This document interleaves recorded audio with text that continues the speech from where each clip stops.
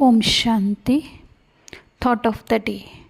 Do what is right, not what is easy. अर्थात हमें वो करना चाहिए जो सही है, ऐसे नहीं जो इजी है वो हम करते जाएं। अर्थात कि हम दूसरों को देख करके वही करते हैं जो वो कर रहे हैं, तो हमें कुछ नया करने का चांस कहें या कहें हमारी बुद्धि ही उस नई बात में लगती नहीं है। जैसे आजकल के लोग बाहर से खुशी ढूंढने की कोशिश कर रहे हैं, कभी होटल्स में, कभी पार्टीज़ में, कभी बाहर जाकर घूमने में, तो हम खुशी वहीं से ढूंढ रहे हैं। पर एक्चुअली खुशी तो हमारे अंदर ही है।